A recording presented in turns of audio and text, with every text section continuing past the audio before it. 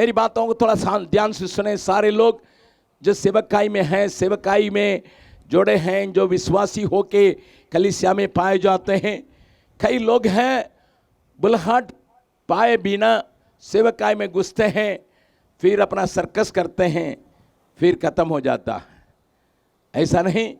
भाई सुरेश ने हमसे आके कहा, भैया हमको तो राजस्थान के लिए दर्शन है, लेकिन आपके संग रह के हम सेवकाई में आगे बढ़ने के लिए चाहते हैं और उस तरीक़ा से काम करने के लिए चाहते हैं करके उन्होंने जितना दिन प्रभु ने हमारे साथ रखा, उस समय हमारे संग मिलके वफादारी के साथ, हिम्मत के साथ, अन्य लोगों के साथ मिलके सेवा करने में परमेश्वर ने उनको सहायता किया। एक वक्त आया और वे आके कहने लगे, अय्या भैया समय आ गया है, मुझे राजस्थान विदा कीजिएगा। मैं नहीं जानता था वे डूंगरपुर को चुनेंगे, क्योंकि डूंगरपुर के लिए मैं लगभग अभी नहीं 55 साल से प्रार्थना करने वाला हूँ। आप डूंगरपुर वाले आप थोड़ा सा समझ लीजिएगा, मैं 55 साल से डूंगरपुर को जानता हूँ। आप पूछेंगे कैसा? मैं और एक जन, मैं कंपनी में काम करता था, मैं तो एक टूल डिज़ाइनर था, मैं एक मैकेनिकल इंजीनियरिंग का छात्र था। काम पाने के लिए चेन्नई शहर में जब चले आया, प्रभु ने मुझे छुआ और उस समय एक और पास्टर, वे भी कंपनी में काम करने वाले, उन्होंने अपना काम छोड़ के अपना सेवकाई में शुरू किए। हम दोनों मिलके, मैं काम करते सेवकाई में साथ दिया, हम दोनों मिलके चेन्नई में एक कलीसिया को शुरू करने के लिए, स्थापना करने के लिए परमेश्वर ने सहायता किया। हम तो कंपनी में 9 घंटे काम करते थे, 6 घंटा परमेश्वर के काम करते थे और उनके साथ मिलके बच्चों के बीच में, बहनों के बीच में, घर घर में मैंने सेवकाई उनके साथ निभाया। एक दिन उन्होंने कहा, मुझे परमेश्वर राजस्थान का बोझ दे रहा है।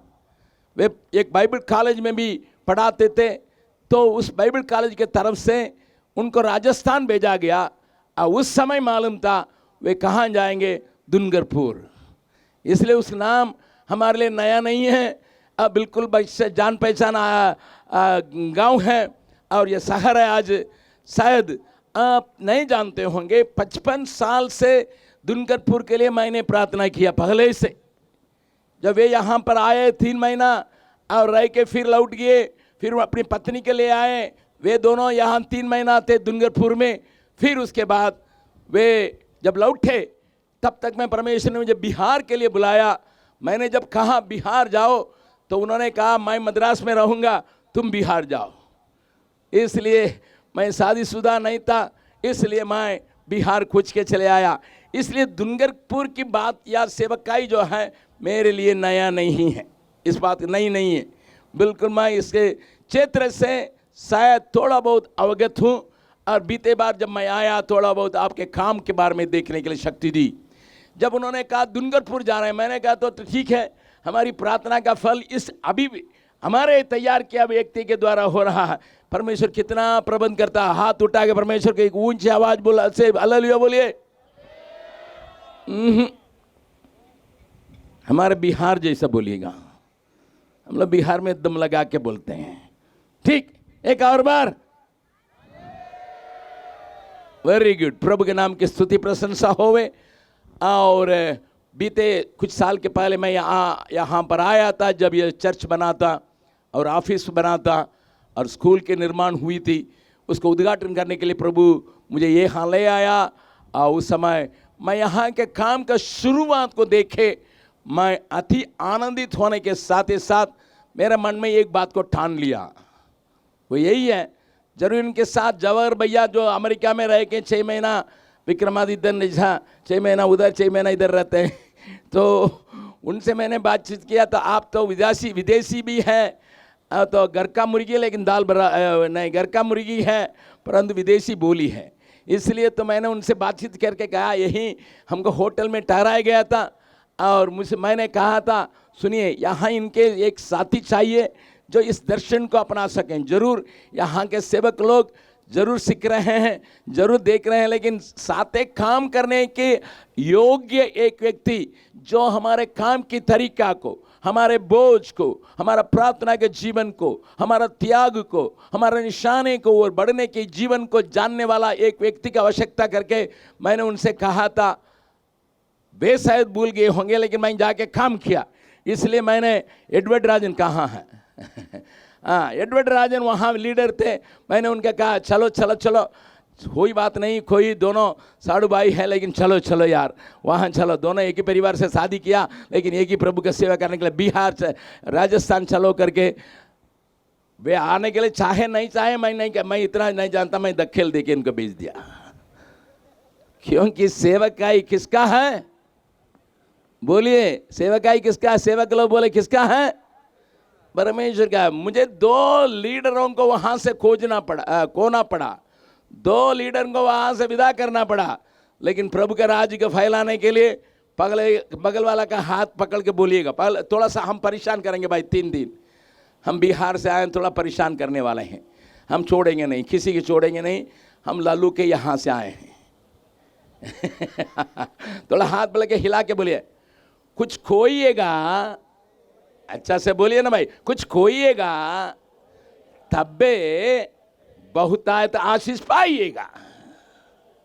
यह आसान नहीं है 2 लीडर को वहां से विदा करना, जिनको भाषा सिखाया, जिसका काम करने के लिए सिखाया, जिनको सहायता किया, जिनको शादी कराने के लिए मदद किया, बच्चा देने के लिए भी उनको मदद किया परिवार बना के हमने यहाँ विदा किया, ताकि वे यहाँ 2 जांबवान को हम यहाँ पर विदा करने के लिए परमेश्वर ने सहायता किया। एक ही इच्छा है, हम बहुत विशाल देश में हैं। ताली बजा के परमेश्वर के धन्यवाद करें। हालेलुया। मैं हमेशा घमंड करता हूं, मोदी जी से ज्यादा मैं घमंड करता, मैं भारतीय हूं। हालेलुया। मोदी जी सोचते हैं वही भारतीय हैं, लेकिन हम कहते हैं हम भी भारत के हैं। तमिलनाडु के रहने वाले और एडवर्ड राजन तो केरला के रहने वाले हैं, केरला का नहीं है लेकिन केरला में रह गए हैं, मूनार में। और हम यहाँ बिहार में आके सेवा करते हैं, हमारे लोग इतना दूर आके राजस्थान में सेवा करते हैं। अगर भारत एक जैसा नहीं होता, आज एक दूसरे के जाने के लिए हमको वीसा नहीं मिलता या पासपोर्ट नहीं मिलता, है कि नहीं? प्रभु के नाम की स्तुति महिमा हो। यूरोप में जाइएगा, स्विट्जरलैंड में रहने वाला इंग्लैंड जा नहीं सकता, इंग्लैंड में रहने वाला हॉलैंड में नहीं जा सकता है। आप लोगों को भूखोड़ आता है कि नहीं आता, मैं आपको सिखा रहा हूँ। वहाँ अलग अलग बोली है, जैसा यहाँ वहाँ फ्रांस वाले फ्रेंच बोलते हैं, और इंग्लैंड वाला अंग्रेजी बोलते हैं, जर्मन वाले जर्मन भाषा बोलते हैं, हॉलैंड वाले डच भाषा बोलते हैं, और स्पेन वाला स्पेन भाषा बोलते हैं। लेकिन वो यूरोप करके माना जाता। वे इतना दूर तक चले गए, लेकिन हम एक साथ जुटे हुए हैं, लेकिन हम पीछे पड़े हुए हैं। हालेलुया। लेकिन तो भी प्रभु का मैं धन्यवाद देता हूं, प्रभु ने अपने अनंत महिमा की योजना के चलते अपने 12 चेलों में से एक चेला जिसका नाम थोमा है, उसको भारतवर्ष में इसलिए भेजा। एक दिन भारतवर्ष के कोने कोने में प्रभु यीशु मसीह का नाम गूंजा जाएगा। विश्वास करने वाला दोनों हाथों को उठाकर परमेश्वर का धन्यवाद करिएगा। हालेलुया। इसलिए राजस्थान हो बिहार हो, हमें कोई फर्क नहीं है। भले मनुष्य ने बांट के रख दिया, हम बंगलुरु के हैं, हम फलाना जगह के हैं, हम यहाँ के हैं, लेकिन मेरा प्रभु जगत से ऐसा प्रेम रखा, उसने अपना एकलौता पुत्र जगत के लिए दे दिया। थाली बजा के परमेश्वर के धन्यवाद करें। हम यहाँ पाकिस्तानी हिंदुस्तानी नहीं कहते हैं, हम एक ही बात जानते हैं, परमेश्वर का जानने वाला नहीं जानने वाला। बस बगल वाला का हाथ पकड़ के चेहरा में आंख मिला के पूछे, आप परमेश्वर को जानते हैं? जानते हैं ना भैया? इसलिए आप एक तरफ, नहीं जानने वाले एक तरफ, बस। क्योंकि प्रभु यीशु जब आएगा, मेरा धर्मशास्त्र बतलाती है, सारे लोगों को इकट्ठा करेगा, एक झुंड को नरक के लिए, एक झुंड को स्वर्ग के लिए तैयार करेगा। लेकिन एक ही विचार है, ये नहीं पूछेगा अमेरिका का आया है ना, हिंदुस्तान से आया है ना, बिहार से आया है या राजस्थान से आया, ऐसा नहीं पूछेगा। एक ही बात पूछेगा, तुम मुझे जानते हो कि नहीं? क्योंकि मेरा प्रभु का वचन में लिखा, जो कोई परमेश्वर की इच्छा के अनुसार काम करेगा, वो हल्ला करने से नहीं, प्रभु प्रभु प्रभु उसको मैं नहीं जानता हूं। जो कोई मेरा पिता की इच्छा को पूरा करेगा, वही स्वर्ग राज्य का संतान होगा। विश्वास करने वाला एक जोरदार हालेलुया, एक और बार। हालेलुया। मेरी बात को अच्छे से समझ लीजिएगा। इन सारी बातों को हम जानना जरूरी है। खाली तो वचन तो बोलते हैं, परंतु उतना काफ़ी नहीं है। आजकल के वातावरण में हम कौन हैं, हम किस देश में हैं, किस काम के लिए हैं, इसको हर प्राणी को जानना जरूरी है, जरूरी है, जरूरी है। जरूर मेरी मातृभाषा तमिल हुआ, मतलब क्या हुआ, माँ के पेट में जन्म लिया, माँ तमिल बोलने वाली थी, इसलिए मैं तमिल बोलता हूँ। प्रभु ने मुझे बिहार में ला कर रखा, वहाँ बिहार में आने के चलते पहले हिंदी आता ही नहीं था, एक शब्द भी नहीं आता था। लोग हमको सिखाते थे ठंडा पानी, तो मुझे ठंडा तमिल वाला है, मेरा जीभ तो मोड़ता नहीं था, इसलिए थोड़ा मोटा रहता जीभ, तमिल लोगों का जीभ, इसलिए मैं डंडा पानी कहा। लोगों ने कहा भैया भैया डंडा पानी का मतलब, डंडा मतलब एक लकड़ी का ये होता है, और पानी मांगते हो तो कैसा डंडा पानी, ठंडा पानी। तो इसके सीखने के लिए मुझे 6 महीना लगा। ठंडा पानी का डंडा पानी से बदलने के लिए मुझे 6 महीना लगा। प्रभु के नाम की स्तुति महिमा होवे। क्या हुआ, मेरी मातृभाषा जरूर तमिल है, लेकिन हिंदी बोलने के लिए प्रभु ने मुझे ले आया। हालेलुया।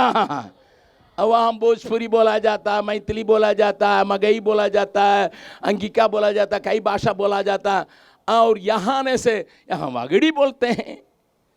जरूर कहते हैं राजस्थान है, लेकिन हमारा बोल ही हमें परमेश्वर से अलग नहीं कर सकता। विश्वास करने वाला एक जोरदार ताली बजाइएगा। प्रभु ये नहीं पूछता तुम कौन सी भाषा में मुझे आराधना करते हो, क्योंकि सारे भाषाओं को उसी ने बिगाड़ के रखा था। हम लोग एक ही भाषा बोलने वाले थे, लेकिन हमने सोचा कि एक ही भाषा है, एक ही देश है, एक ही है, एक ही है, एक ही है कहने वाला ऊपर पहुंचने के चक्कर में रहता है। 1 कंट्री 1 लैंग्वेज 1 रिलीजन बोलने वाला वो बाबेल की आत्मा को पाया है। बाबरे समझ लो, क्योंकि एक ही भाषा हमको कोई नहीं टक्कर सकता, हम उनसे जाएंगे स्वर्ग में पहुंच जाएंगे करके बोला। प्रभु ने आकर बोला कि जीव को छू लिया, बस सब कल, कोई मिट्टी मांगने से पानी दे रहा, पानी मांगने से खाना लाता है। बगल वाला से एक और बार बोलिएगा, बाबेल में परमेश्वर ने जानबूझ के ही हमारा भाषा में गड़बड़ी ला दिया। अगर नहीं होता तुम परमेश्वर से छूने के लायक मीनार बनाओगे। हम लोग कभी कभी सोचते हैं एक ही है, एक ही तो है, एक ही तो है, लेकिन बाइबल बतलाती है पहला यूहन्ना का 5वां अध्याय, अभी समय नहीं है, पढ़िएगा, पहला यूहन्ना का 5वां अध्याय का 12वां पद। पहला यूहन्ना 5वां अध्याय, जिसके पास बाइबल है मेरे साथ खोल के देखिए। पहला यूहन्ना 5वां अध्याय उसका 12वां पद। जिसके पास पुत्र है, जिसके पास पुत्र है उसके पास जीवन है, उसके पास जीवन है। और जिसके पास परमेश्वर का पुत्र नहीं है, जिसके पास परमेश्वर का पुत्र यीशु मसीह नहीं है, उसके पास जीवन भी नहीं है। अभी बगल वाला का हाथ पकड़ के बोलिएगा, आपके पास जीवन है कि नहीं? क्या बोल रहे हैं? अरे इसलिए ना हम खाते हैं, हम लोग गाते हैं, हम लोग बोलते हैं, हंसते हैं और गाते हैं, सब कुछ करते हैं। वो तो गाय भी करती है। लेकिन जिसके पास परमेश्वर का पुत्र यीशु मसीह है, उसके पास जीवन है। जिसके पास जीवन है वे हाथ उठा के परमेश्वर को धन्यवाद दें। हालेलुया। हाथ नीचे करके पूछिएगा, अगर आपके पास परमेश्वर का पुत्र नहीं है, आपके पास क्या नहीं है? क्या नहीं है? क्या नहीं है? एक गेहूं का दाना ले लीजिएगा, भले वो 40 साल का क्यों हो या 100 साल का भी क्यों हो, वो गेहूं का दाना का आप देखें ना, गेहूं देखें ना भैया, देखें कि नहीं? देखें। या टमाटर का बिया को देख लीजिएगा, कितना छोटा है टमाटर का बिया, कितना छोटा है। ऐसा हाथ में रखिएगा, वो हवा बहेगा, उड़ जाएगा, ताकत नहीं है, लेकिन उसके अंदर जीवन है। उस टमाटर का बिया को ला के आप डाल दीजिएगा जमीन में, वो कितना पत्थर भी क्यों न हो, कितना मिट्टी भी क्यों न हो, उसको तोड़ के बाहर निकलता है कि नहीं? बोलिए ना भैया, जवाब दीजिए। आप लोग तो नजदीक नहीं है, इसलिए मैं इतना दूर पूछना पड़ता है। कोई बात नहीं, शाम तक भर जाएगा। ठीक, जिसके पास जीवन, बोलिएगा, बगल वाला का हाथ पकड़ के बोल गया, जिसके पास जीवन है वो कोई रुकावट को नहीं देखेगा, पत्थर को नहीं देखेगा, पहाड़ को नहीं देखेगा, तोड़ के निकल के और तैयारी के लिए तैयार करेगा। वाह, ये एक छोटा सा टमाटर का बिया देखने में लग रहा है कि इसे कुछ नहीं है, हवा में उड़ जाने वाला है, वो बिया का डाल दीजिएगा, उसी टमाटर का बिया से पौधा जब होगा उसमें से 1000 टमाटर निकल जाएगा। कितना? 1000 टमाटर निकल जाएगा। तो 1000 टमाटर में कितना बिया होगा बताइए ना। बोलिए, आप लोगों को मालूम है कि नहीं? टमाटर खाते हैं ना? हाँ, बहुत खाते हैं। ठीक, एक टमाटर का बिया अगर मर जाएगा, वो तोड़ ताड़ के निकलेगा, पौधा बनेगा, फल देगा, फलों के अंदर एक एक टमाटर के अंदर हजारों बीज होगा। इसका मतलब एक छोटा सा हल्का सा कमजोर बिया जो है परमेश्वर के लिए बहुत से लाखों बिया को पैदा कर सकता है। बगल वाला को बोलिए, अभी बोलिए, चेहरा देख के बोलना, तुम्हारे पास अगर जीवन है तो तुम्हारे द्वारा लाखों लोगों के अंदर जीवन आएगा। हाँ हाँ, तब आप बोलेंगे भैया कुछ लोगों का तो मैं देखा हूं 20 बरस बाद तो ऐसे ही है, मरता नहीं है। बोलिए ना, मरता नहीं है। फिर एक और बार बाएं तरफ वाला को बोलिए, भाई दाहिना तरफ वाला बोल बोल के थक गए, बाएं तरफ वाला को बोलिए, बोलिए मरना नहीं, मरो जल्दी यीशु मसीह में। जल्दी मर जाओ तबे तुमसे कुछ काम होगा। ऐसा तो लिखा गया फल लाना फल देना ये सब कुछ, लेकिन पहले यहाँ फ्यूनरल चाहिए सर्विस जब होगा तबे। कौन सा सर्विस होना है?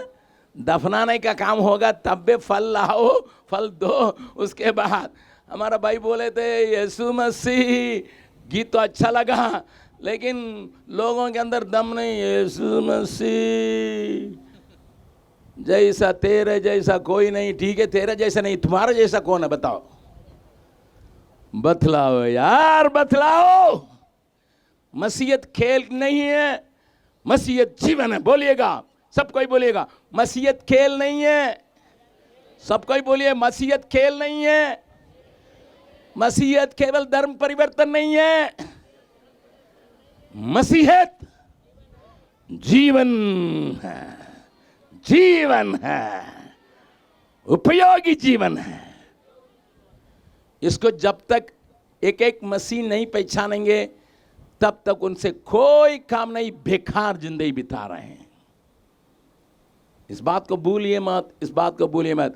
आपकी बोली कुछ भी क्यों न हो, आपका रंग रूप कुछ भी क्यों न हो, आपकी पढ़ाई कुछ भी क्यों न हो, आपका रहन सहन कुछ भी क्यों न हो, आपका मकान बड़ा हो छोटा हो, उसे कोई मतलब नहीं। आपके पास जीवन है कि नहीं, बस। किसी देश में जाइएगा, उनसे एक ही प्रश्न पूछना है। मेरा बाइबल बतलाती है, एक और बार उस वचन का पढ़िएगा भैया, पहला यूहन्ना का 5:12।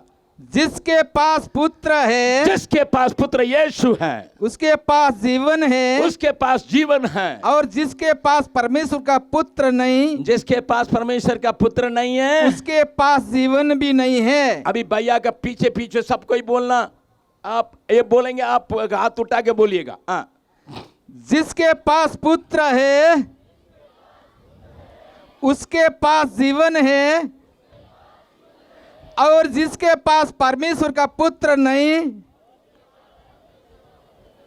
उसके पास जीवन भी नहीं है। आप पूछेंगे बड़े भैया आप तो बोल दिए हैं, हमारा मुर्मू जी हैं जो राष्ट्रपति है, वो तो यीशु मसीह के नहीं जानती है लेकिन राष्ट्रपति है। ठीक है, लेकिन मेरा बाइबल के जांच में जब आती है उसके पास क्या नहीं है? बोलिए ना। खूबियों को लेके मां ना पी कर मत, ये भैया को एम्पलीफायर देखने के लिए, ये साउंड सिस्टम करने के लिए एक जानकारी है, खूबी है। मैं अगर मेरे पास दीजिएगा मैं उल्टा सीधा कर लूँगा। और यहाँ एक आदमी था जो कीबोर्ड बजाने वाला था, उसके पास खूबी है, उसने इधर उधर गीत के साथ गाने के लिए उसने अपना खूबी का इस्तेमाल किया। ठीक है, हमको थोड़ा सा खूबी है हल्ला करने का, कुछ करते हैं नहीं करते हैं, हल्ला करते हैं। मेरा उम्र केवल 77 हो रहा है, हम 55 साल से हल्ला करते हैं। एक दिन दोस्त ने, इस साल में हम 155 बार प्रचार कर चुके हैं। 2 घंटा 3 घंटा प्रचार करने में कोई दर्द नहीं है, क्योंकि मेरे पास कोई खूबी है, गर्दन है बोलने का, थोड़ा बहुत जानकारी है वचन का, हम बोलते हैं, ये हमारे खूबी है। एक बार मुझे ऐसा बीमारी आई और जिससे मैं खा नहीं सका, सो नहीं सका, चल नहीं सका। नहीं तो खाना खाया, मेरे सामने कोई सूप को लाने से उसका महक से मैं उल्टी आ जाता था। और नहीं खाया इसलिए नींद नहीं आई, बिल्कुल सोया नहीं, सोने के लिए आंख मना कर दिया है। ना तो सोया ना तो खाया, इसलिए कमज़ोर हो गया, चलने के लिए नहीं था। तो मुझे मेरे लोगों ने, मेरे साथी लोगों ने, मेरे सहकर्मियों ने मुझे मद्रास ले गए, चेन्नई ले गए। अरे इनको थोड़ा जांच के डॉक्टर बोला कि कुछ मालूम नहीं हो रहा, क्या क्या था, जांच हुआ, इस मशीन में जांच हुआ, उस मशीन में जांच हुआ, कुछ नहीं पकड़ा। आखिर में डॉक्टर ने कहा इनको एक ऑपरेशन करके भीतर हम एक कैमरा घुसाएंगे, कैमरा भीतर घुसा के देखेंगे क्या भीतर गड़बड़ी है। तो डॉक्टर साहब आए थे, मुझसे बोले अगस्टिन जब कुमार, हाँ। मैंने कहा हाँ क्या भैया, मैं तुमको भीतर एक कैमरा घुसाएंगे, एक छुरी घुसाएंगे और उसमें से मांस निकाल के जांचेंगे, तबे पता चलेगा क्या। तो मैं डॉक्टर से कहा कहाँ से घुसाइएगा, मुंह से? नहीं नहीं नहीं नहीं, गला काट के घुसाएंगे। मैंने कहा गला काटिएगा? अरे भैया मेरा वही दन है, वही दन है, अगर मेरा आवाज का छीन लीजिएगा मैं क्या करूंगा। मैंने डॉक्टर से कहा कुछ भी काटो लेकिन आवाज को नहीं काटना,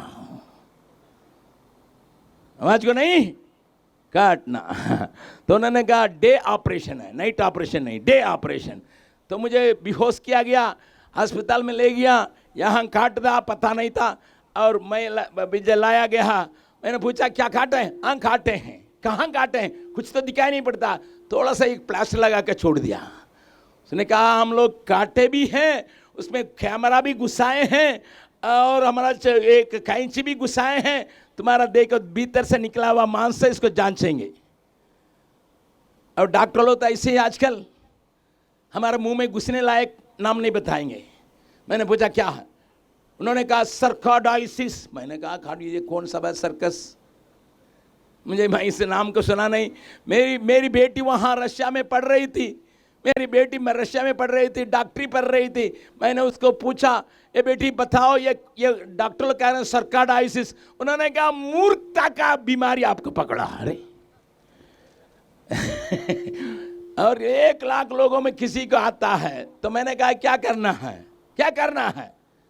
वो कहने लगी पापा ये तो ऐसा बीमारी है, ये मूर्ख है, वो बीमारी मूर्ख है, आप क्या करना। तो अपोलो अस्पताल में डॉक्टरों ने ये दवाई वो दवाई ये दवाई दिया, और उसमें स्टेरॉइड नाम करके एक दवाई है, उसको देने के बाद 2 हफ्ता के बाद मेरा चेहरा देखने में बुलडॉग जैसा हो गया, डॉग कुत्ता जैसा। मैंने चेहरा को देखा अपना आईना में, मैंने सोचा अरे बाप रे बाप मुझे कुत्ता बना रहा डॉक्टर लोगों ने। इसलिए मैंने कहा ना ना ना ना ना ना ना। हम वहाँ देहरादून में थे, पहाड़ के ऊपर हमारे कोठी थी और वहाँ ठहरे हुए थे मीटिंग लेने के लिए।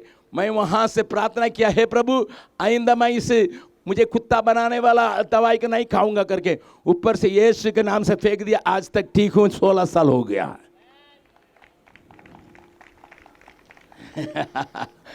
मैंने प्रभु के ऊपर विश्वास किया, प्रभु के ऊपर आज छोड़ दिया और मैं ठीक हो गया। लेकिन हमारे अस्पताल हैं, वहाँ का 2 डॉक्टर लोग हमारा बहुत प्रेमी है, हमसे प्यार करते हैं, हमारे लिए ख्याल करते हैं। एक दिन मैं उनके पास किया था तो डॉक्टर लोगों ने दोनों मिलकर बोलने लगा, भैया 15 साल तो हो गया है, बीमारी का असर तो नहीं है, लेकिन तो भी जांच करना अच्छा है।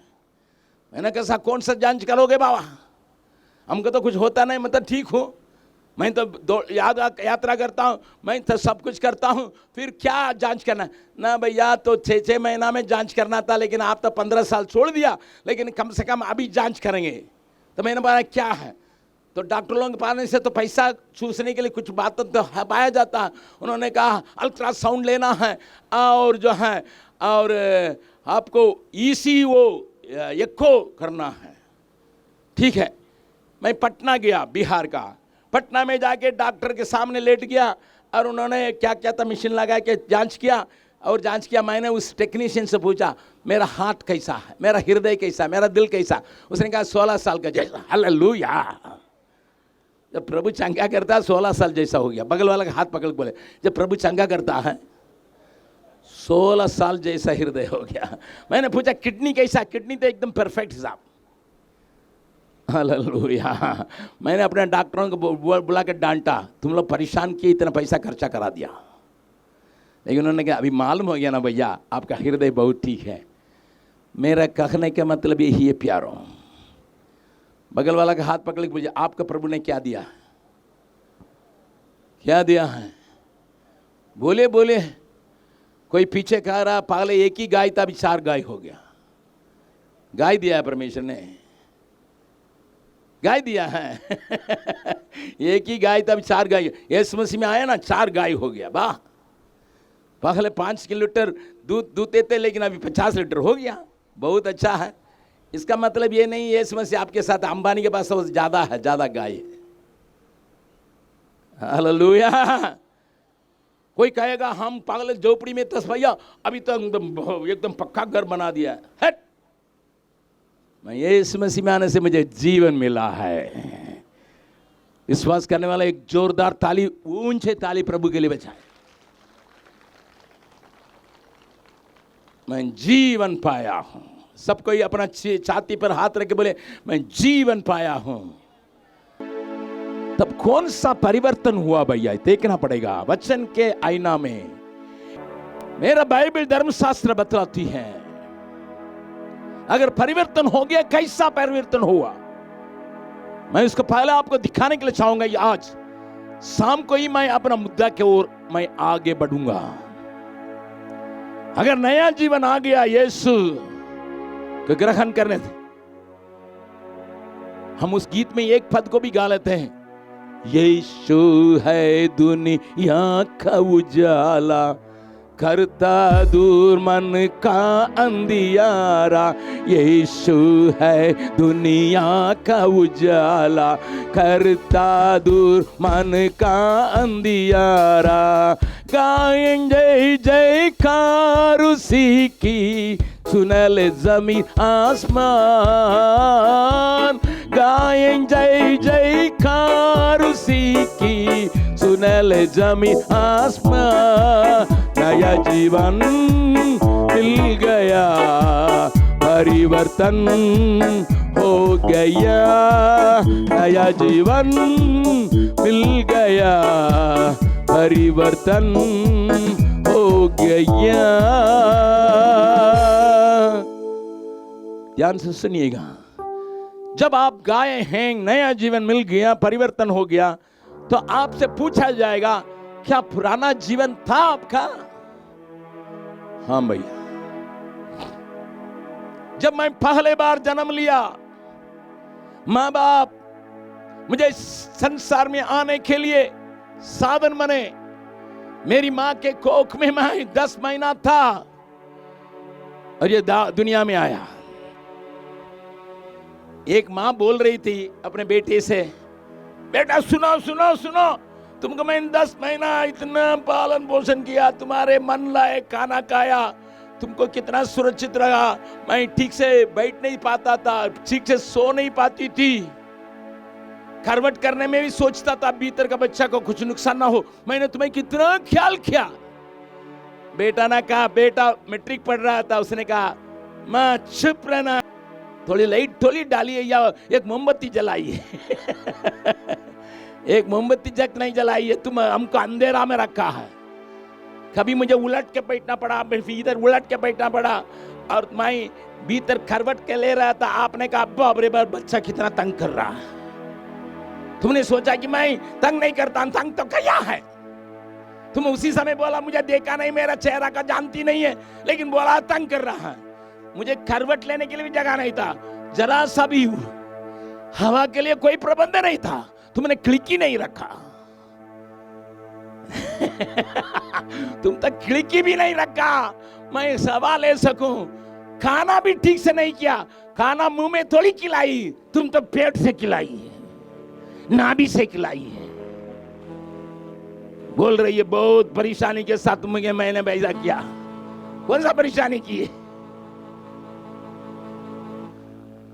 बोलने लगा गर्मी में थोड़ी एसी लगाई है, पंखा के लिए कोई प्रबंध नहीं रहा, बिजली के लिए कोई प्रबंध नहीं रहा, कोई रोशनी नहीं रहा, कोई हवा नहीं रहा। मैं इतना परेशानी के साथ मैं सोचा था कब निकलूं कब निकलूं। एक दिन आया, मुझे आजादी हो गई। जरूर लोगों के बीच में इस प्रकार बातचीत तो होती होगी, परंतु हम माँ बाप से जन्मे हैं, कोई भी हो, अब आदिवासी हो या परदेसी हो, कोई बात नहीं। और हम माँ के पेट में से 5वां महीना में निकलने वाला कोई है यहाँ? मुझे मैं जल्दीबाजी थी इसलिए मैं बाहर निकल गया 5वां महीना में। कोई है? कुछ बच्चे हैं 7वां महीना में निकला, मेरा आखिरी पोता 8वां महीना में निकला, अभी तक परेशान कर रहा। आधा पक्का निकलता है कोई कोई, इसलिए थोड़ा हाथ पे टेढ़ा रहता है या बुद्धि कमी रहती है। लेकिन जो 10 महीना पालन पोषण किया तो भी आपको माँ एक बार जन्म ली है। किसी को गरीब घर में जन्म हुआ, किसी को अमीर घर में जन्म लिया। बगल वाला से पूछे क्या आपने निर्णय किया था? आपने निर्णय किया था, पूछे ना। फलाना घर में ही जन्म लेना है। अगर प्रभु मुझसे पूछता, मैं कहता अंबानी के घर में पैदा होता है, क्योंकि पैदा होते ही 300 किलो सोना मिलता है ना, बोलते ना। मैं बोलता ना 300 किलो, उसका पोता के दिया, हमको नहीं देगा, बेटा था। तो किससे पूछा हम मोदी के घर में पैदा होते? अरे भैया छोड़। बगल वाला का हाथ पकड़ के ले, कुछ भी हो, बोलिए चेक दे के बोलिए, कुछ भी हो, प्रभु ने निर्णय किया मैं हिंदुस्तान में उसी मां के पेट से संसार में आऊं। ये तो सबके साथ है, परंतु हम एक दिन प्रभु यीशु मसीह का वजह आवाज को सुने। किसी सेवक ने हमें आके वचन सुनाया, किसी व्यक्ति ने हमारे लिए प्रार्थना किया। हमारे अंदर दिल में जब मरा हुआ हालत मेरा आत्मा पाया जाता था, उसमें जान आया, नया जीवन मिल गया। मैं अभी गा रहा हूं, नया जीवन मिल गया, परिवर्तन हो गया। सब कोई बोले, हाथ उठा के बोले, नया जीवन मिल गया, परिवर्तन हो गया। इसी को कहते हैं नया जन्म, इसी को कहते हैं नया जन्म। इसलिए पुराना आदमी जो था ना, उसको हम लोगों ने मिट्टी के अंदर जैसा मरा हुआ व्यक्ति को गाड़ देते हैं, वैसे हमारा पुराना जीवन को हम पानी के अंदर गाड़ दिए हैं। उसी को कहते हैं बपतिस्मा। इसमें कितने लोगों को दफनाया गया पानी में? कितने लोग बपतिस्मा लिया हुआ? हाथ उठाए। ठीक, हाथ नीचे कर लें। मुझे एक बात याद आ रही है, जरूर पादरी साहब आपको बपतिस्मा दिए होंगे, लेकिन मुझे एक बात याद आ रही है। किसी अंग्रेजों ने एक कुत्ता पाला था, मोटा तगड़ा कुत्ता, अल्सेशन का कुत्ता। उनको घर खाली करके जाना पड़ा। कान खोल के सुन लीजिए, घर खाली करके जाना पड़ा। उन्होंने कहा, भाई अगस्टिन जब कुमार, मेरा कुत्ता का आप ले लेना, मोटा है, तगड़ा है, खूब खा पी के मक्खन उक्खन खा के एकदम मोटा तगड़ा था, 13 साल का था। आपको मैं कुछ बातों को सिखाऊं। कुत्ता का 1 साल हमारे मनुष्य जाति के लिए 7 साल के बराबर है। तो 13 साल का मतलब क्या हुआ मनुष्य जाति होने से? बोलिए, आप लोग गणित आता है कि नहीं? देखेंगे, बोलिए ना। 13 साल, 13 और 7 91। ओ 91 वर्ष बुढ़ा को हम लोग क्या करते हैं? बुढ़ा मर जाओ कहते हैं ना। इसलिए लोग कहते हैं 10 साल कुत्ता का असली जिंदगी है। इसके बाद 70 साल तक मनुष्य तंदुरुस्त रहता है। मेरे जैसे लोग 77 में इस प्रकार कूदते हैं, सब लोग नहीं कूद पाता है। ठीक, तो हमारे कुत्ता 13 साल का था। 13 साल होने के मतलब 91 बरस का। तो हमारे घर में उसके लिए खाना इतना नहीं दे सकते थे हम लोग, इतना मक्खन उक्खन देने के लायक नहीं थे, लेकिन देते थे। लेकिन एक दिन ऐसा हुआ, वो कुत्ता का मुंह में इतना बड़ा फोड़ा निकला। डॉक्टर के पास ले गए। डॉक्टर ने कहा इसका कैंसर हो गया। क्या हो गया? कैंसर हो गया। कैंसर से कीड़ा निकलता था। घर के अंदर रखने में मुश्किल हो गया, क्योंकि मेरे छोटे छोटे बच्चे थे। कीड़ा तो इधर उधर घूमता था, मुझे अच्छा नहीं लगा। हमारे लोग बोले भैया बच्चों को बचाइए, कुत्ता तो 91 वर्ष का हो गया, मरना है, उसको मुआ देंगे हम लोग। मैंने कहा अरे जिंदगी जीवन का मारना अच्छा नहीं है। हम जब नहीं थे, हमारा भाई लोगों ने क्या किया, सीसा को पिसा के दूध में डाल के कुत्ता का रखा। वो कुत्ता उसको खा के मरेगा करके ये लोग सोचे, कुत्ता और तंदुरुस्त हो गया। लेकिन कीड़ा निकल ही रहा था कीड़ा निकल ही रहा था। तो लोगों ने कहा ठीक है जहर पिला देंगे। मैं जब घर में नहीं था, लोग जहर लाए, जहर को डाल दिए, कुत्ता उसको टॉनिक समझा वो तो टॉनिक समझ के वो तो तंदुरुस्त था। और तब जो है मैं घर में नहीं था, सेवकाई में बाहर निकल गया। जब मैं आया, मैंने अपनी पत्नी से पूछा कहाँ कुत्ता? वो तो कुछ जवाब ठीक से नहीं दी, और तुरंत दूसरा नहीं बोला कि मर गया। ठीक है, मैंने कहा अच्छा हुआ अपने से मर गया, ठीक है। लेकिन 3 दिन के बाद, समझे, मेरा आके 3 दिन के बाद मेरा छोटा सा बगीचा, उसमें एक नींबू का पेड़ रहा। आप देखिए, नींबू का पेड़ देख रहा हूं मैं जाके, मैं क्योंकि कभी कभी मैं पानी डालता था, मैं जाके देख रहा हूं वो सूखा हुआ है। मैंने अपने पत्नी के बोला, उसका नाम रूपा, रूपा इधर आओ, ये पेड़ कैसे सूख गया? वो बोलने लगी मुझे मालूम था कि आप पहचान लेंगे। लोगों ने कहा कुत्ता को गाड़ने से जड़ पे और फलेगा, लेकिन हमारा कुत्ता जो मरा नहीं था, ये लोग गाड़ दिया। आप जब नहीं थे, जिंदा कुत्ता का गाड़ दिए। वे लोग सोचे कि पेड़ जो है बहुत जबरदस्त फल देगा, लेकिन पेड़ तो सूख गया। पादरी लोग समझ लो, ठीक से नहीं मरा है, उसको तुम बपतिस्मा देओगे, तुम्हारा कलीसिया फटेगा नहीं, मर जाएगा। बोलिए, बगल वाला के बोलिएगा। प्राचीन लोग होंगे, वॉलंटियर लोग होंगे, बगल वाला का हाथ पकड़ बोलिए, सही से मरे बिना अगर गाड़ दीजिएगा, आपकी कलीसिया जल्दी मर जाएगी कई लोग सोचते हैं पैसा वाला आया है, सेठ जी आया है, मारवाड़ी आया है, बहुत बड़ा रकम कहता है, ये बपतिस्मा लेने के लिए चाहता है, डुबा दो ना। जान सो मरा कि नहीं, ये मरा कि नहीं, क्योंकि पुराना आदमी मरेगा नहीं, कलीसिया फूलेगा फलेगा नहीं, कलीसिया मुर्दा आएगा। विश्वास करने वाला एक हालेलुया बोलिएगा। मेरी बात सहमत करते हैं ना वे लोग, एक जोरदार हालेलुया बोलिएगा। हमारा हालत यही है भैया, कभी कभी सेवकाई में तो है। आपके लिए सेवक लोग थोड़ा याद रखिएगा, सुरेश भैया पूछेंगे 6 महीना से कान दौड़ धूप कर एक भी आदमी बपतिस्मा नहीं लिया, तो तुरंत सुरेश भैया के लिए 10 को लिख दिया, ले जाके नदी में डुबा भी दिया, और उस आदमी से बोल दिया गंगा स्नान है, और यहाँ बोल दिया बपतिस्मा लिया है, और रिपोर्ट में लिख दिया 10 आदमी गंगा स्नान ले लिए गंगा स्नान नहीं है, कलीसिया मर जाएगी। बगल वाला ये सेवक लोग खास करके, जितने सेवक है हाथ उठाइए, जितने सेवक है, पीछे भी है। हाँ, अब बोलिए, मेरे पीछे बोलिएगा, मरा हुआ नहीं है, उसको बपतिस्मा दे के हम कलीसिया को मुआएंगे नहीं। आज आधा कलीसिया मरा हुआ हालत में इसलिए है क्योंकि मरा नहीं है। और यहाँ सीएन नहीं पास्टर थे, उनसे पूछिएगा वो कहाँ गए हैं।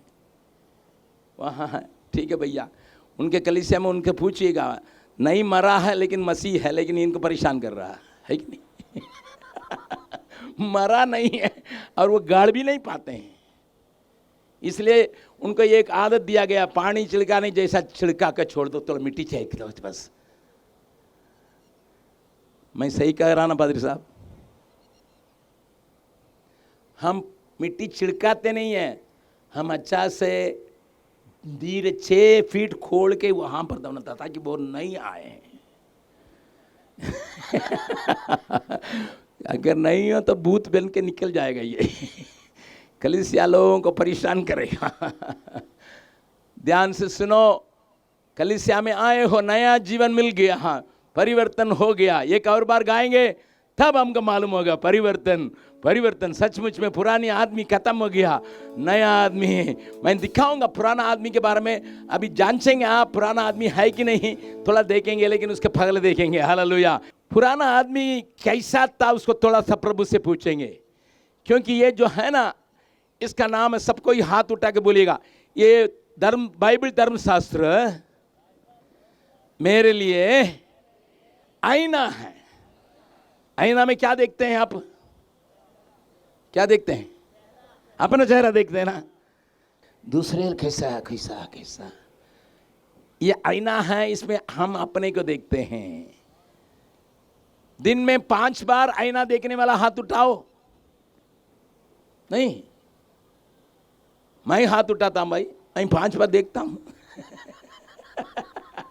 क्योंकि मुझे सामना खड़ा रहना है, यहाँ कोई दग्गा नहीं, दब्बा नहीं लगना है, यहाँ जुर्मा नहीं लगना है, यहाँ बाल ठीक रहना है। और इसलिए मैं कुछ भी नहीं लेके चलता हूँ, बाइबल तो लेता हूँ, लेकिन साथ ही साथ मैं कंघी लेके चलता हूँ ताकि उसको ठीक करें। ठीक करने के लिए मुझे एक और चाहिए, क्या चाहिए? आईना चाहिए। वैसे ही बार बार आईना देखो। कितने लोग अपना मोबाइल फोन को 5 बार दिन में इस्तेमाल करते हैं? हाथ उठाएं। अरे कोई नहीं, एकदम झूठे लोग हैं। 50 मरतबा देखते हो लेकिन बोलते नहीं, 5 बार भी नहीं देखते हैं। कितने लोग 5 बार कम से कम हम मोबाइल को देखते हैं? हाथ उठाए भैया। बहन लोग झूठ क्यों बोलते हो?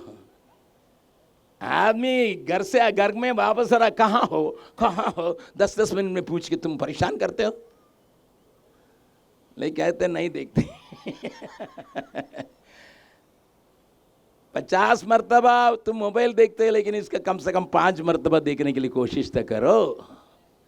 आईना को जब 5 मरतबा देखने के लिए कोशिश करते हो तो 5 बार आपको कम से कम बाइबल के वचन को थोड़ा पढ़ना चाहिए। किसके किसके बाइबल नहीं पढ़ने आता? हाथ उठाओ। जिसको पढ़ने नहीं आता, कोई बात नहीं, ये शर्म की बात नहीं है, ठीक है। इसका मतलब बाकी लोगों को पढ़ने के लिए आता, ठीक है। आपको ये काम करेंगे और मैं सुरेश भाई को दिखाऊंगा। एक छोटा सा साधन है, 300 रुपये में लोग बांटते हैं, और जितना है तुम कान में लाके बटन दबाओ, सुनेंगे। सुरेश भैया से मैं बोल दूंगा, उनको बतला दूंगा। सुनिए सुरेश भैया, सुनिए, सबको सेवक लोग सबको सुनिए, 300 रुपया उनसे मांगिएगा, ये तुम्हारा बाइबल है, और जहाँ का चाहिए वहाँ दबाओ, आवाज़ सुनो। पढ़ने नहीं आता लेकिन सुनो तो सुनोगे तो वाले, ठीक ठीक। क्योंकि आईना देखना जरूरी है, चाहे पढ़े लिखे हो अनपढ़ हो। अनपढ़ तो है लेकिन श्रृंगार करने के लिए आता है कि नहीं? हेलो, पैसा दराइएगा गिनने के लिए आता है कि नहीं? पढ़ा लिखा नहीं भैया करके थोड़ी पीछे हटता है। पैसा का जानता है हरा रंग कौन है। अभी 2000 रुपया तो चलेगा नहीं, इसलिए 2000 रुपया उनका देके ना, जो पढ़ा लिखा नहीं है वो पहले बोले हम ये तो चलेगा नहीं मार्केट में। ये पहचान में आता है। वचन को पढ़ना जरूरी है। बगल वाला का हाथ पकड़ के बोलिए, वचन को जितना पढ़ोगे उतना तुम्हारा जीवन अच्छा से सुधरते जाएगा, रूपांतर होते जाएगा। ठीक ठीक ठीक ठीक ठीक ठीक ठीक। तो बगल वाला फिर से बोलिएगा, 5 बार कम से कम बाइबल पलटो। कम से कम 5 बार। ठीक, ध्यान से सुनना। अभी इस आईना में हम देखेंगे, हम लोग क्या तय करके थोड़ा सा देखेंगे, तबे ना पता चलेगा। मैं अपना एक किताब लिखा, अपना जिंदगी का किताब लिखा। हिंदी में है, मलयालम में है, तमिल में है और जर्मन भाषा में है, अंग्रेजी में है। 5 भाषा में मेरी किताब निकली है, जो मेरे जिंदगी की कहानी। और उसमें मैंने पुरानी कुछ फोटो को खोज खाच के लगाया। मेरी माँ का बक्सा का मैं ढूंढा था, वहाँ मैं 4 महीना का बच्चा के रूप में एक कुर्सी पर बैठा हुआ एक फोटो था और उसको भी मैंने छपाया। मैंने कहा लोग जाने अगस्टिन जब कुमार कैसे थे 4 महीना में, तो उसमें मैं 4 महीना का बेटा था। जर्मन का एक आदमी उसको देखा, वो बोलने लगा अगस्टिन जब कुमार तुम पैदा होते ही कुर्सी के साथ पैदा हुए हो। इसका मतलब तुम पहले से लीडर बना है। ठीक है, तो मैं तो बोला धन्यवाद आपने ऐसा किया। दूसरा, बेंगलुरु के एक बहन बोली आपका चेहरा आपकी मम्मी के जैसा ही है। हाँ? एक ही फोटो तो है, एक देख रहा है कुर्सी के साथ, कुर्सी वाला है, और दूसरा देख रहा है कि मम्मी के जैसा चेहरा है। मैंने कहा सही बात है, मेरे मम्मी के वैसे ही था और उसका भी बाल बहुत दिन तक था, लेकिन काला था, लेकिन मेरा भूरा है, मेरा हरा है, वो सफ़ेद हो गया। उनका भी बहुत बाल मरने समय तक था। मेरी बेटी रशिया से फोन की, पापा सेम सेम सेम सेम। मैंने कहा क्या हो गया भैया? आप जट्टी नहीं पहने हैं। 4 महीना का बेटा था, उसका नजर ऐसे ही है, एक ही फोटा है लेकिन अलग अलग तरीका से दिखता है। बगल वाला से पूछिएगा बाइबल क्यों पढ़ते हैं आप? पूछिए ना, बाइबल क्यों पढ़ते हैं? अपने को देखने के लिए या औरों को पाक नापने के लिए? हम लोग बाइबल पढ़ते हैं अपने देखते नहीं, औरों को नापने के लिए ही बाइबल पढ़ते हैं। इसलिए फरीसी लोग बाइबल बहुत जानते थे, लेकिन कुछ परिवर्तन नहीं हुआ, कुछ परिवर्तन नहीं हुआ। एक और बार बोलेंगे नया जीवन मिल गया, परिवर्तन हो गया। देखेंगे हमारा पुराना जीवन को, पुराना तस्वीर को निकालेंगे, तब ना पता चलेगा मैं कैसा था। पहले दाढ़ी रखा था लेकिन अभी दाढ़ी नहीं है। अब पूछेंगे दाढ़ी रखे थे आप पहले, बीते बार आए तो भैया आप तो दाढ़ी रखे थे, अभी दाढ़ी कहाँ गया है? तो मैं बोलूँगा पहले दाढ़ी इसलिए रखते थे लोग मुझे छोकरा समझते थे, दाढ़ी रख के दिखाना पड़ा मुझे मैं मर्दार हूँ। लेकिन अभी आप क्यों नहीं रखते हैं? पाल पक गया, मेरे नाते पोते डर रहे हैं, इसलिए मैं निकाल दिया हूँ। क्योंकि यहाँ सफ़ेद मैं रंग करना नहीं चाहता हूँ, रंगीन मसीह नहीं बनना चाहता हूँ, और बाहर कुछ कोई भीतर कुछ मैं नहीं बनना चाहता, इसलिए मैं डाई हुआ नहीं पहनता। जो डाई पहनते हैं तो उसके लिए ठीक है, लेकिन मुझे अच्छा नहीं लगा। और मेरे नाते पोते 9 है, देख दादा आ रहा है बाबा, तो इसलिए निकाल दिया, तो अभी नज़दीक आ रहा है। ठीक है, तो परिवर्तन होता ही है, परंतु अभी असली परिवर्तन हुआ कि नहीं देखेंगे। मेरे साथ खोलिएगा तीतुस, उसका 3रा अध्याय, तीतुस की पत्री, उसका 3रा अध्याय। वहाँ पर कई बातें तो बोलने का मन करता है, लेकिन सब बातों को नहीं, लेकिन इन बातों को थोड़ा सा देखेंगे ताकि हम अपने असलियत को समझेंगे, जिससे परमेश्वर ने क्या किया है उसको हम देखने जा रहे हैं। तीतुस की पत्री, उसका 3रा अध्याय, उसमें 3रा पद से लेकर हम 7वां पद तक देखने जा रहे हैं। तीतुस 3रा अध्याय 3 पद से लेकर 7 पद तक धीरे धीरे पढ़ेंगे। 3रा पद को पढ़िएगा। क्योंकि हम भी पहले निर्बुद्धि, हम भी थे, इसका मतलब पहले हम कैसे थे? यहाँ पर प्रभु का वचन क्या बतलाता? हम भी ऐसे ही थे। कैसे थे भैया? पढ़िएगा। हम भी पहले निर्बुद्धि, कैसे थे? निर्बुद्धि, पगला, और आज्ञा ना मानने वाले, दूसरा, और भ्रम में पड़े हुए, भ्रम में पड़े हुए, तीसरा, और विभिन्न प्रकार की अभिलाषाओं और सुख विलास के दासत्व में थे। और बैर भाव और डा करने में जीवन व्यतीत करते थे जीवन व्यतीत करते थे और घृणित घृणित थे हाँ, और एक दूसरे से बैर रखते थे। ये एक दूसरे से बैर रखते थे। हाँ, पढ़ लीजिएगा, पूरा पढ़ लीजिएगा 7 तक। पर जब हमारे उद्धारकर्ता परंतु हमारे उद्धारकर्ता परमेश्वर की कृपा और मनुष्य पर उसका प्रेम प्रकट हुआ, मनुष्य पर परमेश्वर का प्रेम प्रकट हुआ, तो उसने हमारा उद्धार किया उसने हमें उद्धार किया। और यह धर्म के कामों के कारण और ये धर्मों के कामों के कारण नहीं जो हमने आप किए, नए आप और हम किए, पर अपनी दया के अनुसार नए जन्म के स्थान और पवित्र आत्मा के हमें नया बनाने के द्वारा हुआ जिससे उसने हमारा उद्धार करता यीशु मसीह के द्वारा हम पर अधिकाई से उंडेला जिससे हम उसके अनुग्रह से धर्मी ठहर कर अनंत जीवन की आशा के अनुसार वारिस बने। यह बात सच है और मैं चाहता हूँ कि तू इन बातों के विषय में दृढ़ता से बोले, इसलिए कि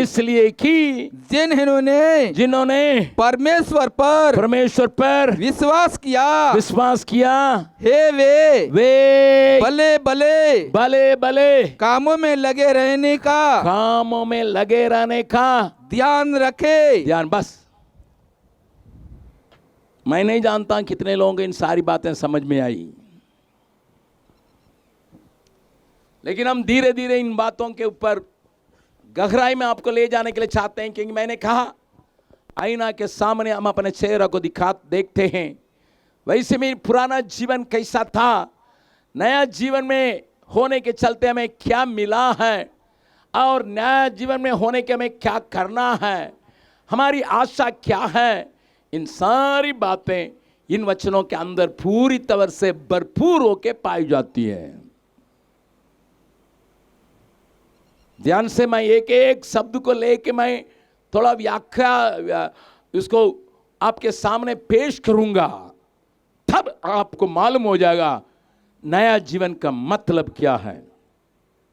जरूर हमने गीत गाया, नया जीवन मिल गया, परिवर्तन हो गया, लेकिन इन वचनों को पढ़ने के द्वारा आपको और हमको मालूम हो जाएगा क्या हम नया जीवन में चलते हैं।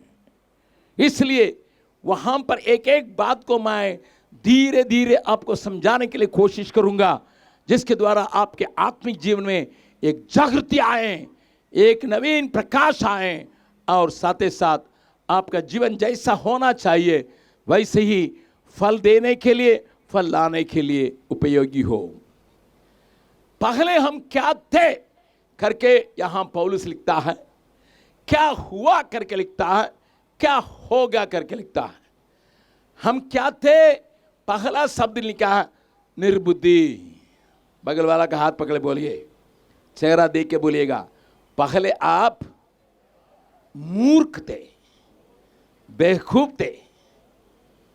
मार नहीं खाया ना कोई मैं नहीं कहता भैया, बाइबल बतलाती है। पहले आप कौन थे, बोलिए ना। निर्बुद्धि मतलब फूल। अगर आपको डिग्री मिला नहीं है तो लिख दीजिएगा अगस्तिन झबकमार फूल, FOOL हम पहले बुड़बक थे। हमारी भोजपुरी में बोलते हैं बुड़बक। मैं नहीं जानता हूँ वाड़ी में क्या, यहाँ के भाषा में क्या बोलते हैं भैया, मूर्ख को क्या बोलते हैं, पहाड़ी में क्या बोलते हैं, आप समझ लीजिए, हम पहले मूर्ख थे। हेलो, कान खोल कर सुनना। कितने लोग ये मानते हैं भैया हम यीशु मसीह में आने के पहले पहले एकदम बुड़बक था, इसको मूर्ख था, मैं फूल था, अंग्रेजी में एक और शब्द इस्तेमाल करते हैं इडियट था। ऐसा ग्रहण करने वाला हाथ उठा के दिखाइएगा। बहुत होशियार समाज बा। विश्वासी लोग हमको मूर्ख बोलिएगा, हमको मूर्ख बोलिएगा, हमको बेवकूफ़ बोलिएगा। अरे मैं नहीं बोलता हूँ भैया, बाइबल बतलाती है, क्योंकि तुम्हारा चेहरा ऐसा लिखा है, चेहरा देखते ये बोलते पागल है। अभी नहीं, अभी नहीं। पागल क्या थे? सबको ही बोले हम क्या थे? मूर्ख थे। ठीक, किसको मूर्ख परमेश्वर कहता देखेंगे। किसको बाइबल बतलाती है? बाइबल में प्रभु यीशु मसीह मूर्ख को हमें दर्शाया है। एक मूर्ख को मैं दिखाऊंगा ताकि आप निर्णय करें आप मूर्ख है कि नहीं। एक और बात पढ़िएगा, लूका रचित सुसमाचार उसका 12वां अध्याय, लूका रचित सुसमाचार उसका 12वां अध्याय। वहां यीशु मसीह ने एक दृष्टांत को कहा जिसके बारे में हम थोड़ा बहुत देखेंगे ताकि हमको माने समझ में आ जाए मूर्ख का मतलब क्या होता है। लूका रचित सुसमाचार उसका 12वां अध्याय हम पढ़ेंगे 16 पद से लेकर 16वां पद से। बोलिए, पढ़िए। उसने उससे एक दृष्टांत कहा। यीशु मसीह ने अपने चेलों से एक दृष्टांत कहा। किसी धनवान की भूमि में। अरे कौन है ये? सबको ही बोले ये कौन है? धनवान। बोलिए, जिसके पास ज्यादा धन दौलत है, जिसके पास पैसा है, जिसके पास पहले से अपना माँ बाप का दिया हुआ कमाया हुआ धन दौलत है। एक धनवान है। एक धनवान की भूमि में से बड़ी उपज हुई। बड़ी उपज हुई, इसका मतलब उसका बहुत ज्यादा जमीन रहा। कान खोल के सुनिएगा, एक धनी आदमी उसके पास ज्यादा जमीन जर रहा और उसमें बहुत उपज हुआ। इसका मतलब क्या है? बहुत पैदा हुआ। जब आप बिया बोझते हैं, गेहूं डालते होंगे, रहर डालते होंगे या गेहूं दाना डालते होंगे, कुछ भी हो, और उसमें बढ़ाने वाला कौन है बताइए? बोलिए भैया, बढ़ाने वाला कौन है? जरूर आप पानी डालते होंगे, जरूर खाद डालते होंगे, लेकिन बढ़ाने वाला कौन है? सबको ही बोले परमेश्वर। समय पर और खास करके राजस्थान में बारिश नहीं होगी, फसल खत्म। ठीक, बारिश कौन देता है? परमेश्वर देता। ठीक, हवा सही बहना है। अभी गेहूं का कटने का समय खत्म हुआ हमारे बिहार में। अगर गर्मी नहीं पड़ती गेहूं नहीं काटा जाता। गर्मी के कौन बेचता है? परमेश्वर। सूरज की रोशनी। लेकिन हमारे यहाँ नहीं, मैं ना जानता हूं, लेकिन यहाँ भी कम नहीं होंगे क्योंकि आप लोग भी तो माहिर है। हमारे यहाँ बिहार में जो गर्मी से ही पैदा दान होता है करके सोच के, और कटनी के समय में सूरज भगवान को पानी डालते हैं। क्या डालता है? उसको छठ बनवाते हैं। किसको कौन पानी डालता है? मेरी बात को थोड़ा ध्यान से सुनिएगा। हमारा तापमान, जो शरीर में तापमान, डॉक्टर के पास जाके थर्मामीटर लगाइएगा, उसमें 37.6 होना चाहिए। अगर ये 40 हो जाएगा, 40 सेंटीग्रेड हो जाएगा, हमको फिट्स आ जाएगा। अगर बच्चा का बुखार ज्यादा हो जाएगा, क्या हो जाएगा? हाथ पैर फिट्स हो जाएगा, मिर्गी आएगी। सूरज की गर्मी कितना है मालूम है? 6000 सेंटीग्रेड। कितना है? लेकिन ये 40 सेंटीग्रेड आने वाला का फिट्स आ जाएगा। ये 6000 वाला का पानी पिलाता है। बगल वाला का हाथ पकड़ के, तेरा बेवकूफ है। कितना बेवकूफ है, उसके लिए पानी डालता, ऊपर वाला के लिए, वो सूरज के लिए थोड़ा सा कम चमको, हम गर्मी में परेशान हो रहे हैं।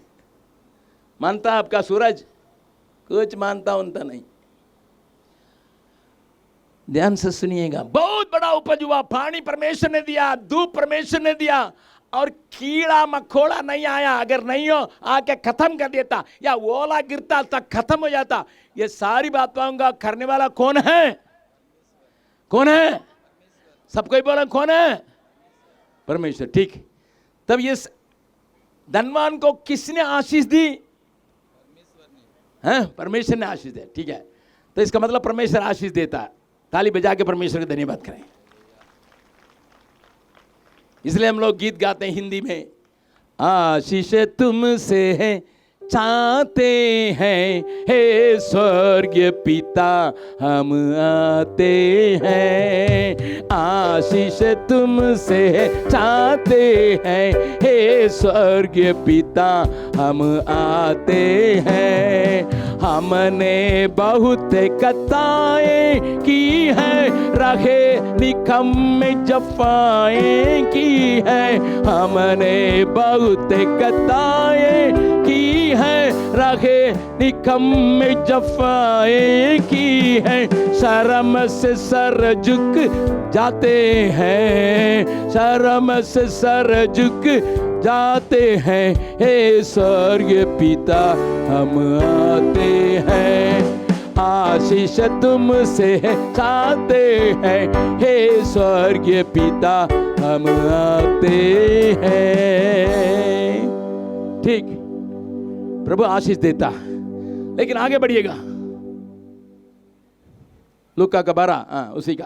तब वह अपने मन में विचार करने लगा, मैं क्या करूं? मैं क्या करूं? क्योंकि मेरे यहाँ जगह नहीं। अरे बाप रे, इतना दान हो गया, जगह नहीं, जहाँ अपनी उपज या इत्यादि रखो। मैं अपना उपज को रखने के लिए जगह नहीं है, इतना आशीष मिल गई है। और उसने कहा मैं यहाँ करो कि मैं ये काम करूंगा कि मैं अपनी बखारियां तोड़ के उनसे बड़ी बनाऊंगा, और वहाँ अपना सब अन्न और संपत्ति रखूंगा। अन्न को और संपत्ति को रखूंगा। सही है कि नहीं?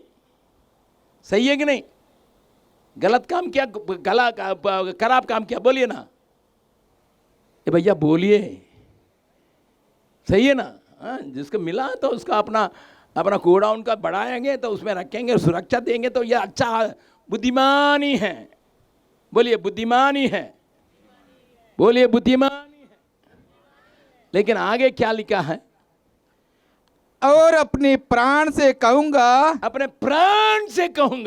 कि प्राण तेरे पास बहुत वर्षों के लिए बहुत संपत्ति रखी है। सेन कर खा पियो, सुख से रहा। बाप रे बाप, यही गलती हो गया। हम 1 साल के लिए आज खा लें। हेलो, अरे भैया, बगल वाला का हाथ पकड़ के 3 दिन का खाना एक साथ खा लोगे? नहीं। हमारा एक हॉस्टल में एक बच्चा है, 3रा क्लास पढ़ रहा था। हमने हॉस्टल का वार्डन से कहा, आज बच्चों को ये एक कंपटीशन रखो, जितना खाना चाहे उतना खाना खिला दो। तो हमारा कंसामा ने बहुत अच्छा सुंदर सब्जी बनाया, पूरी शाना। और मैंने जाके बोला, बच्चे बड़ा बड़ा पूरी बनाया है, खा लो, जितना मन करता खा लो। 3रा क्लास वाला 23 पूरी खाया। कितना पूरी खाया? बाप रे बाप, 23 पूरी, इतना लंबा खाना। तो भाई आपको बतलाऊंगा, थोड़ा ध्यान से सुनिएगा, सही बात। मैंने जाके पूछा, बेटा पेट भर गया? उसने कहा, पेट तो भर गया अंकल, मन नहीं भरा। 23 पूरी खाने के बाद इतना सब्जी अच्छी लगी, इसलिए हमको मन नहीं भरा है, पेट तो भर गया है। बगल वाला से पूछिएगा हाथ पकड़ के, आप कितना दिन का खाना का एक साथ खा सकते हैं? क्या जवाब मिल रहा है? बोलिए ना भैया, आप लोग बोलते नहीं है। हम जितना जवाब पूछते थे, इतना ही प्रश्न पूछते। 3 दिन का, एक ही दिन का, एक ही टाइम का ही काश अगर दूसरा का दबाइएगा आपको वो बाहर फेंक देगा या नीचे गिरा देगा लेकिन ये कहता, हे मेरे प्राण, खाओ पीओ, जिंदगी भर के लिए खा लो। बगल वाला से बोलिए, ये मूर्खता की बात है कि नहीं? दूसरा, प्राण का खाना खिलाया, शरीर का खाना खिलाया जाए। बगल वाला का हाथ पिला के, शरीर को खाना खिलाया जाता है, प्राण को खाना नहीं खिला सकते हैं। मनुष्य सोचता है कि हम खाएंगे प्राण ठीक नहीं गा, मसल्स बनेगा बस। हाँ, पढ़िएगा आगे। परंतु परमेश्वर ने उससे कहा, ये आदमी ने सोचा बहुत आशीष मिल गई, हम ही खाएंगे, सुख रहेंगे, ओ बाप रे बाप, जिंदगी बिताएंगे। लेकिन परमेश्वर ने कहा, क्या कहा? हे मूर्ख। बस। परमेश्वर उसका क्या कहता है? बगल वाला का बोलिए, बड़ा धनवान तो है।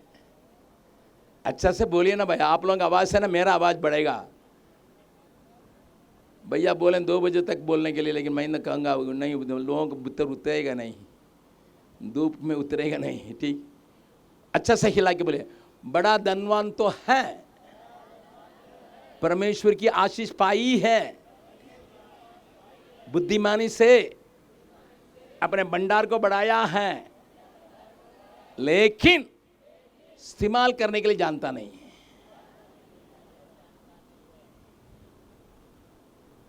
मैं यहां आके देख रहा हूं, कुछ लोगों का कान में लटका हुआ है, कुछ लोगों का नाक में लटका हुआ है, कुछ लोगों का बीच नाक में लटका हुआ, कुछ लोगों का यहां लटका हुआ है, कुछ लोगों का गले में लटका। ठीक है, आपका और सोना मिलेगा, क्या करेंगे बताइए ना? मैं बीते हफ्ता मैं सऊदी अरेबिया में था, एक होटल में मुझे ले गए।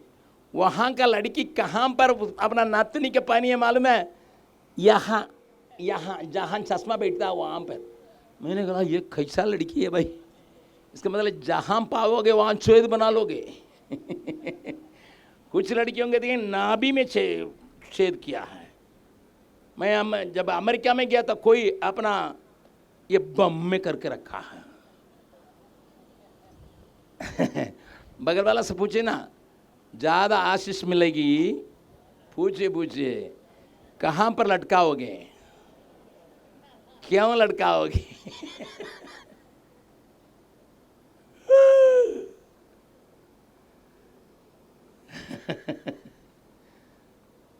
इतना कितना लटकाओगे?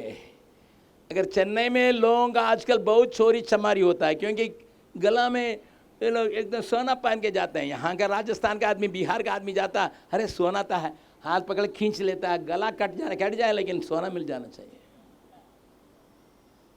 बगल वाला से एक और बार बोलिए, ज़्यादा सोना रखोगे फिर सिक्योरिटी खोजना पड़ेगा, और सिक्योरिटी रखोगे सोना खर्चा करना पड़ जाए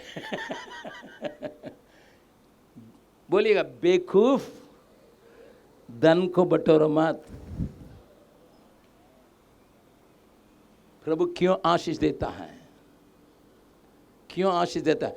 जो अपने दीवी जीवन को, अपने आशीषों को, परमेश्वर की दीवी संपत्ति को इस्तेमाल नहीं करने के लिए जानता है, वो बेवकूफ है, वे मूर्ख है। मेरे साथ सहमत जितने हैं दोनों हाथ उठा कर बोलिए मेरे पीछे।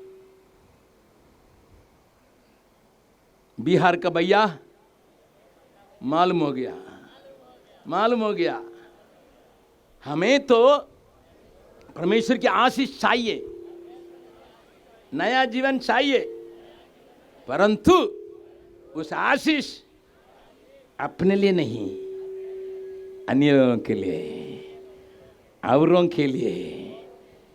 मैं बुद्धिमान रहने के लिए चाहता हूं। हाथ नीचे कर लें।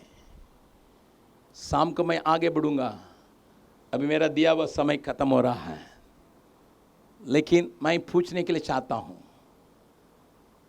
भैया जी हम लोगों को मालूम हो गया हमारा पुराना जीवन अपने लिए जीने के लिए था, पुराना जीवन अपने लिए बटोरने के लिए था, पुराना जीवन मुझे क्या मिलेगा उसी चक्कर का था। लेकिन अभी मैं नया जीवन पाई हूँ। मैं एक नया कदम उठा के आगे बढ़ने के लिए चाहता हूँ। मैं अपने लिए नहीं, मरे हुए लोगों के लिए, जिनके पास जीवन नहीं है, जिनके पास कुछ भी नहीं है, उसके लिए अपनी आशीषों को खर्चा करने के लिए चाहती हूँ। करने वाले सबको अपनी आंखों को बंद करें, सबको अपनी आंखों को बंद करें। कोई भी इधर नहीं देखने पाए। भैया जी हमको मालूम हो गया, हम मूर्ख थे लेकिन अभी नहीं। हम बुद्धिमान जैसा जीवन बिताने के लिए चाहते हैं, हम बुद्धिमान बनना चाहते हैं। पहले हम मूर्ख थे, मसीह को जानने के पहले मूर्ख थे, मसीह को जानने के पहले हम बेवकूफ थे, लेकिन अब नहीं। ऐसे कहने वाले मेरे लिए प्रार्थना करिए, कहने वाले अपना दाहिना हाथ उठा के दिखाएं। भैया जी हमारे लिए प्रार्थना करना, हम बुद्धिमानी के साथ जीवन बिताने के लिए चाहते हैं। ऐसा हाथ उठाए हुए लोग सामने चले, मैं आपके लिए प्रार्थना करने के लिए चाहता हूं।